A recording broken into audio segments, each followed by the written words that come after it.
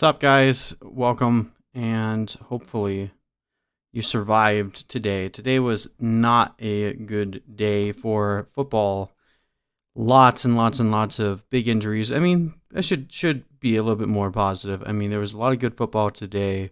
Plenty of massive fantasy producers, especially at the quarterback position. Like, we're seeing similar things as what we've seen in 2010 coming out of the lockout, where quarterbacks were just beasts in September. So look for that to scale back a little bit. We'll probably talk about that in our Risers, Fallers, Buy, Sell video on Tuesday in terms of some of these quarterbacks that are performing massive fantasy performances here in the first couple weeks. But today I wanted to just do a kind of a spitballing stream. We're just going to go through and just talk about some of these absolutely brutal injuries. We can all just kind of pour one out together for some of these guys.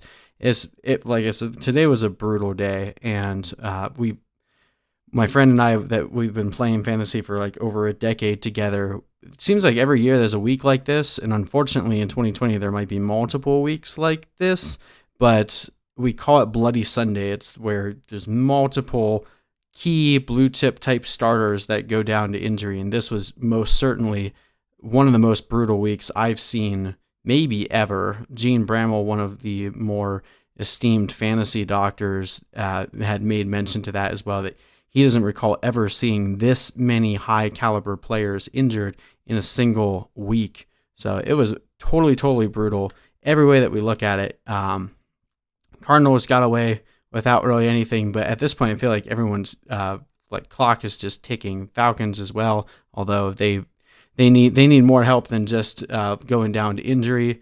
Let's see. We'll talk Christian McCaffrey is one of the first big ones here. So Christian McCaffrey injured his ankle, but we're not exactly sure on what play, based on seeing a few different doctors analyze when they think he may have actually tweaked it. It didn't ever look serious, but the fact that they're trying to get an MRI is interesting because that shows that it's not really conclusive what they've been able to test up to this point. If I had to guess, I don't think it's going to be serious. It didn't look like a high ankle sprain. There wasn't ever any like rolling up or twisting of the higher ankle, so it might have just been a tweak of like the lower ankle, which, I mean, sometimes can be played through. Sometimes they need to rest it for a little bit and it can linger for a while. But Christian McCaffrey has, been able to be he's been on a massive workload before, even with, some minor dings here and there. So we're going to hold our breath on that one. Hopefully Christian McCaffrey was one of the few survivors in this week, but that MRI is going to be very telling. So hopefully we'll have some more information on him tomorrow. But I'm cautiously optimistic at this point that Christian McCaffrey's injury isn't that bad. Chicago Bears, David Montgomery had gone down for a few plays, but he finished the game, so it doesn't look like anything is serious there. Dallas Cowboys just having injuries on the offensive line, so that you saw today. Dak Prescott definitely getting pressured all over the place against Atlanta. That could end up being a problem for them, but Dak Prescott was definitely on point today. The Denver Broncos, one of the more unfortunate teams. Let's talk about them for a few minutes. So first of all, pour one out for Drew Lock. They go out of their way to get plenty of assets in the offseason and put their faith in Drew Lock and say, okay, Drew Lock, let's see what you can do. Let's see if you're the quarterback of the future. And week 2, he comes out and is now dealing with a shoulder injury and a pretty decent timeline here, between 2 to 6 weeks out. They're not exactly sure at what point, he'll be able to come back. I'm not sure. We don't really have much of an injury history here with Drew Lock, at least in the pros. So, if we estimate around the middle, is going to be out for about a month. That it really stinks for the Denver Broncos season. Jeff Driscoll looked okay in his absence. So if you have fantasy assets on the Broncos, I don't think it's going to completely tank their value. We saw Jeff Driscoll was able to maintain the fantasy value of guys like Kenny Golladay last year when he played on the Lions for that time. So, in 2 quarterback leagues, Jeff Driscoll might end up being a name to throw out there. But the other way more concerning injury is Courtland Sutton leaving the game with a knee injury. Scheduled to go for an MRI on Monday, and there's concern that the injury could be significant. I don't know that they're talking ACL, might be another one of those MCLs, that will keep him out for a few more weeks, but is already dealing with a shoulder injury. Now he's dealing with the knee injury. This looks like this could be an absolute wasted season for Courtland Sutton. So keep an ear to the ground for that one as well. Jerry Jeudy also left the game with a rib injury. I don't know why that one isn't actually on this list. Obviously, we already knew about Phillip Lindsay's turf toe. So, injuries across the board for these guys. Pretty much the only healthy main fantasy assets on their team right now are Noah Fant and Melvin Gordon. And pour one out for everyone else, but poor Broncos. I feel bad for Broncos fans everywhere. This was a really exciting season. Wanted to see what they could do with this offense. And, it started with Von Miller, and then it's just been downhill from there. So this is the rough part about watching a sport like this. And of course, at the end of the day, we feel for the players, right?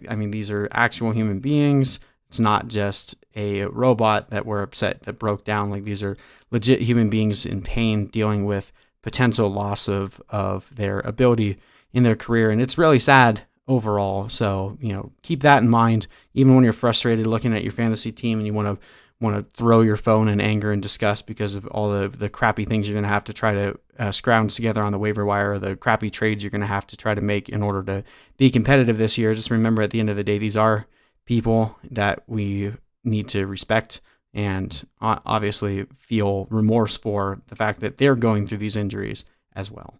So, and really just them, not anything to do with us, but we're going to keep playing, because at the end of the day, no matter what you go through, there's always a way to get back into it. And you're going to have to make some, pretty scrappy moves if you have multiple guys going down today, but that's just how we do it. Every single year, there's teams that have things happen to them right away, but that doesn't mean that you're out by any means. Kenny Golladay still dealing with that hamstring injury. This is getting concerning at this point. He's been out for 2 weeks. Apparently, he was close this week, so hopefully we'll see him next week. So maybe that will be some positive injury news. Monitor the practice reports as the week goes on.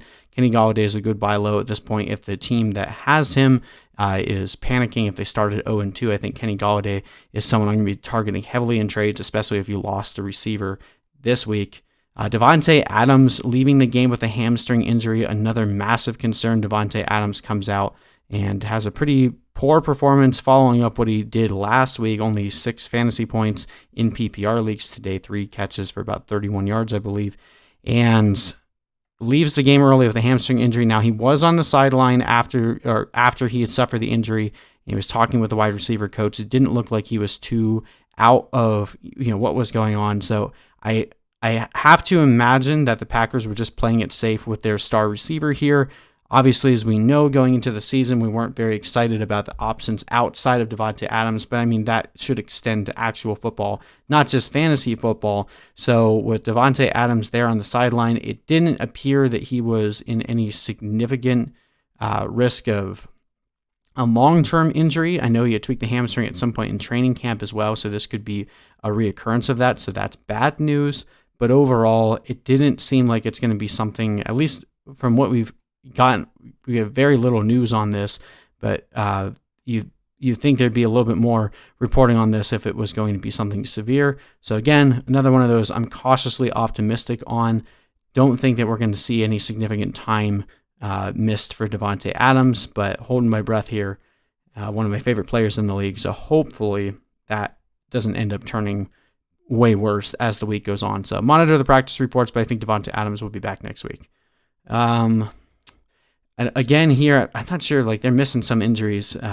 Will Fuller, hamstring injury. That's, at this point, that's one of the most known things in the NFL is soft tissue injuries for Will Fuller. One of the main reasons that we were avoiding him in drafts. Poor guy that just can't, his body has failed him in terms of being able to perform at a professional level. Guy's very talented, but his body is not able to hold up under the stress of what the NFL is commanding, and it sucks. It completely sucks. But Will Fuller, once the injury veil breaks, historically it's been very bad for the rest of the season. So if you're able to still find someone to buy high on or buy him in your league, I'd probably be willing to move Will Fuller at this point. Parris Campbell was another brutal one, going down very early on after having such a massive output in week 1.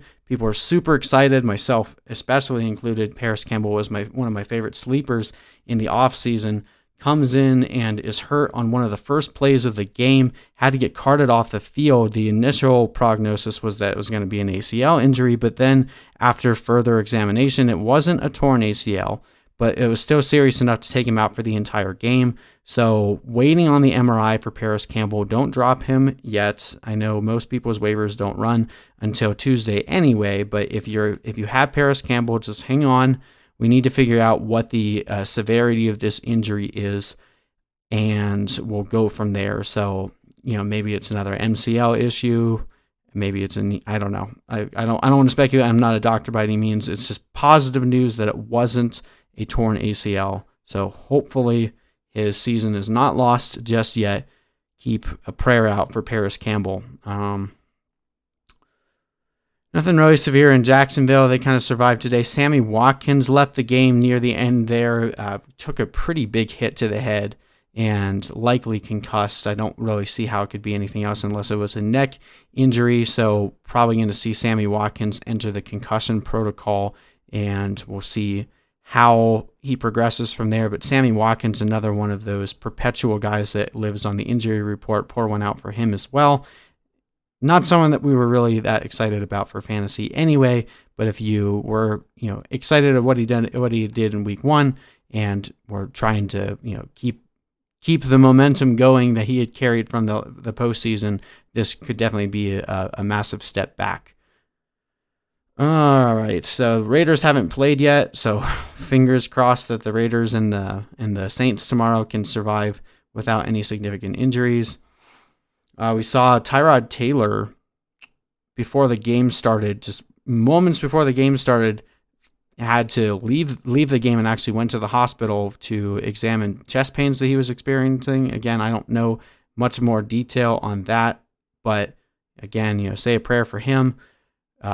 Justin Herbert comes in and performs pretty well in his absence. I'd have to imagine that Tyrod Taylor is probably going to end up being the backup once he actually does come back, but first let's just make sure he's healthy. On the Rams side, we saw Cam Akers go down to a rib injury pretty early on in the game. So if anyone that threw him out there, he looked good before he got hurt. But ribs typically take a few weeks. It's normally a pain management thing unless it's like a straight up fracture. But so we'll probably see Cam Akers back here in a few weeks. But definitely a bum way to start the season for the rookie. And then Malcolm Brown had left too.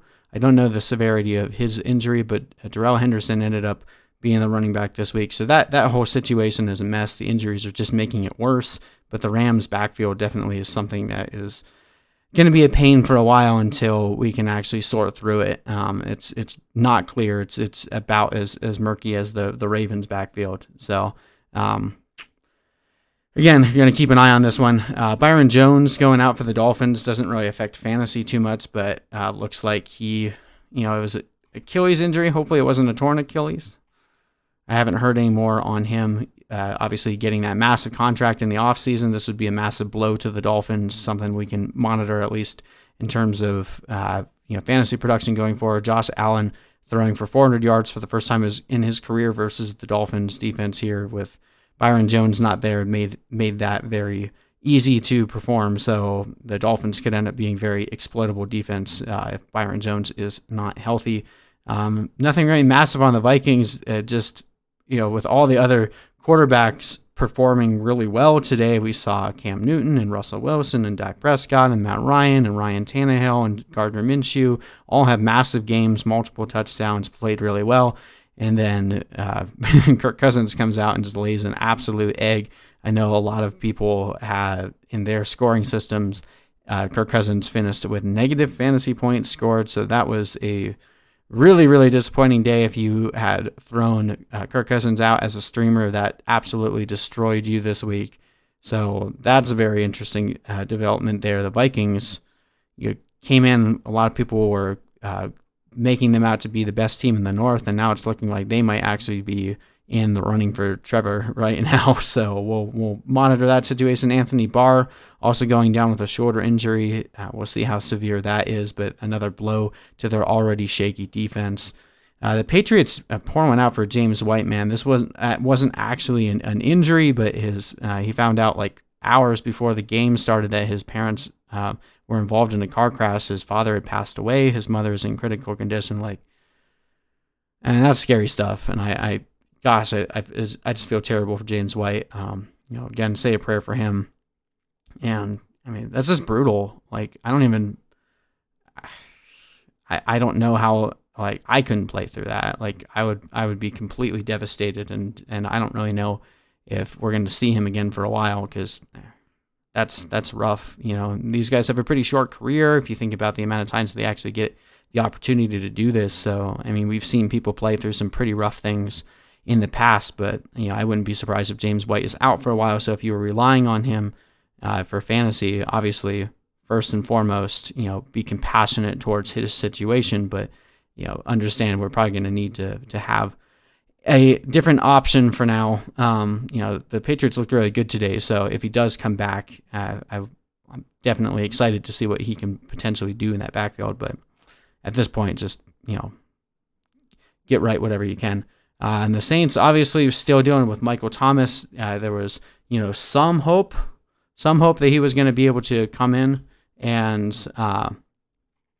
play through this injury, and then a few hours before the kickoff today, he was ruled out, and then he was ruled doubtful, and then he was ruled out again, and now it's looking like there's an estimated recovery timeline of 2 to 4 weeks. I mean, that is what we see every single time with a high ankle sprain, and this is one thing I can actually comment on based on just reading reports from multiple doctors through the industry. What we're probably going to see is Michael Thomas is going to come back in 2 weeks. This happens almost every time there's a high ankle sprain. A guy finds a way to, convince the trainers to let him back on the field after 2 weeks. But even though they can actually return to playing in 2 weeks, it's never fully right until that full 4 weeks have gone through. And we saw that with Saquon Barkley. We saw that with Tevin Coleman. And this is an injury that definitely lingers.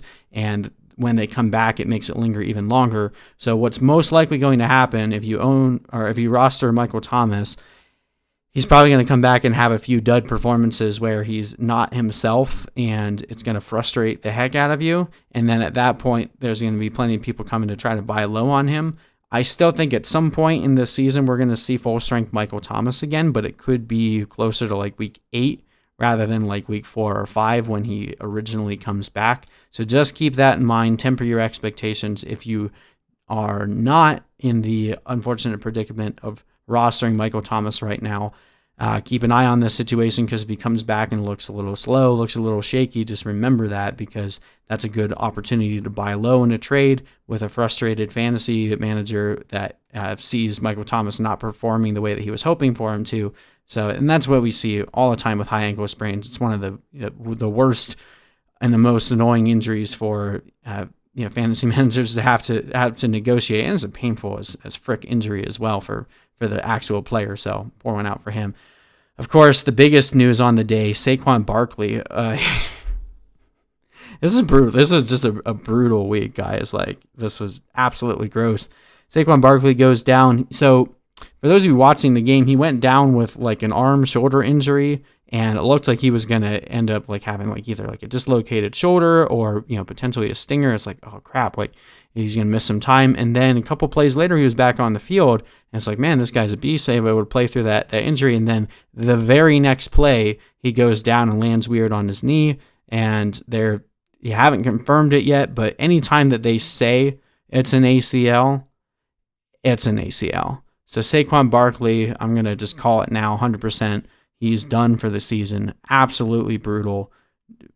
Pretty much the consensus number 2 pick across all formats. And that is one of the worst things that can happen, for a player. Again, I feel kind of gross talking about fantasy, but that's what we're here for. Terrible news for the guy trying to come out after having a rough season last year where he dealt with that high ankle sprain all season, wanting to come back and play strong. Second year with Daniel Jones, trying to get some momentum on offense, goes down and loses his entire season from week 2 onwards. Just rough, like that to have in a moment just taken away from you. It blows. So pour one out for Saquon Barkley from a fantasy lens. I'm not sure that there's really going to be anywhere close to a replacement, maybe like 50% of his production. It's probably going to be a split between Wayne Gallman and Dion Lewis. We saw Dion Lewis get a lot of work this week, but keep in mind, Wayne Gallman was a healthy scratch prior to this game. They just didn't want to carry an extra running back on their active roster today. So just because you saw Dion Lewis out there does not mean that Dion Lewis is going to be like the unquestioned bell cow. Wayne Gallman is going to be involved, and he'll probably end up seeing more snaps than Dion Lewis. So that's going to be an annoying situation to try to navigate in waivers if you had Saquon Barkley on your team. We'll try to analyze that a little bit more, go back through last year, observe Wayne Gallman, and also look through the film. I didn't get a chance to actually see Dion Lewis play to see if he had any like legitimate burst or so we'll get back to you on that tomorrow and let you know who we're prioritizing between Wayne Gallman and Dion Lewis. If I had to guess right now, I'm probably going to prioritize Wayne Gallman. For one, I think he's going to go underlooked in terms of people looking out for him on the waiver wire. I think people are going to go after the shiny object. Since Dion Lewis was the one that scored today, I think people are going to go after him more so, and I think Wayne Gallman actually probably has a better chance at seeing more significant touches. But again, it's not going to come anywhere near what you're hoping for in terms of ceiling with Saquon Barkley. And then Sterling Shepard, I don't know if it was turf toe. It looked like it could have potentially been that, just the way that his toe bent on that play, and he missed a good portion of the game here. So Giants already racking up injuries along their offensive starters. Golden Tate come back today, but rough outing for the Giants. The Jets are just terrible in general, but also dealing with a litany of injuries. Jamison Crowder missed the week with that hamstring injury he pulled up on the giant bomb that he had gotten against the Bills in week 1, something he had actually injured in training camp, but apparently he re-aggravated it there. So keep an eye on practice reports there, because he's pretty much the only player on the Jets right now that's actually worth playing. Le'Veon Bell on IR. So looks like Rashad Perriman injured his ankle again. He's had a really long run of injuries as well in his career. So this team, at this point, I'll be surprised if Adam Gase goes much longer before he's gone. And although, all these injuries aren't necessarily his fault, there's no excuse for the way the Jets have been playing. They're not even an NFL caliber team at this point. So, so it's pretty much Jamison Crowder. Hope he comes back soon. Everyone else we're just moving off of.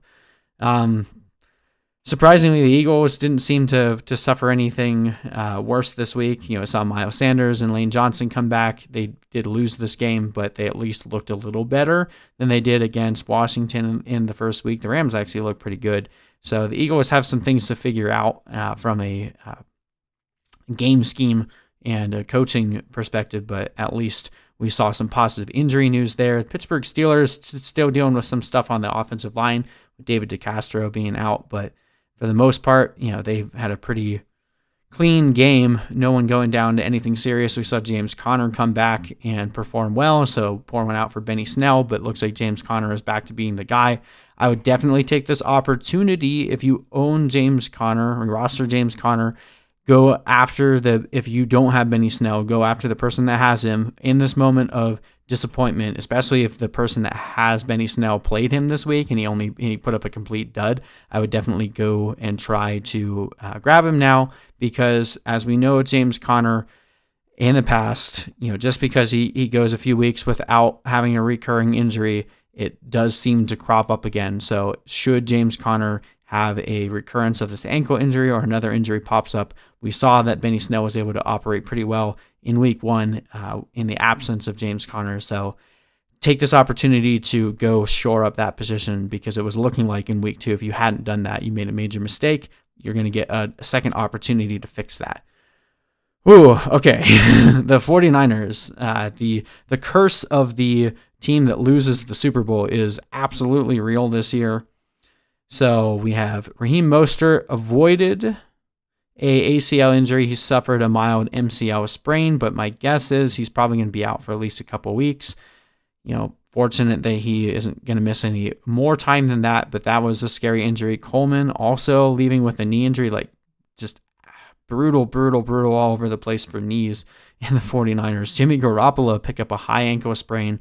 He's going to be out for a few weeks, and I mean, ankles suck for a quarterback, especially when it's their plant leg. So this could end up impacting his ability to be accurate, throw deep down the field. So going to be a similar situation here. He'll probably come back in like 2 or 3 weeks, but he probably won't be right for 4 or 5. Solomon Thomas and Nick Bosa, both most likely out for the season with knee injuries. This defense that was once very vaunted is now becoming incredibly, well, I mean, it's not their fault, but when you lose all your talent on defense, it's going to be hard for them to be anywhere near the same level of high star caliber without guys like Nick Bosa and Solomon Thomas on your defensive line. So that's absolute rough week. And then, of course, George Kittle with that hyperextended knee. He was fortunate, honestly, really fortunate to have avoided tearing his ACL the previous week. I don't want to speak to whether or not there's any potential chance for recurrence of this injury, but at this point, like, if you have George Kittle, just pray that they wait for him to be right. Like, even if he misses a couple more weeks, that's a good thing. We saw Jordan Reed come out and have a decent game in his stead. So George Kittle is going to have a very good opportunity coming back. We know Deebo Samuel is going to be back soon. So there's at least some hope on the horizon for the 49ers. They just need to, for one, just find a way to survive this until they can pick up the pieces that are left. But of every team that got haunted by the injury bug, the 49ers are definitely the one that got the most brutal hit this week. Seahawks had some injuries to their defense tonight, but nothing really on offense that is too concerning. Obviously, Russell Wilson still cooking, throwing for 5 touchdowns tonight. Absolutely destroyed a lot of fantasy teams, myself included. I had a good lead going into the game, didn't matter. So the Seahawks are looking good. Tampa Bay Buccaneers, nothing serious here other than, obviously, we know with Chris Godwin dealing with that concussion. He should be back at some point, I would imagine, this week. I don't think that's going to keep him out beyond week 2, but of course, monitor that situation. You already had to have a replacement for him, so keep going with that. And then with the Titans, of course, the biggest one is A.J. Brown dealing with that knee bruise. We'll monitor that situation. If I had to guess, he'll probably be back week 3. If not, most likely by week 4.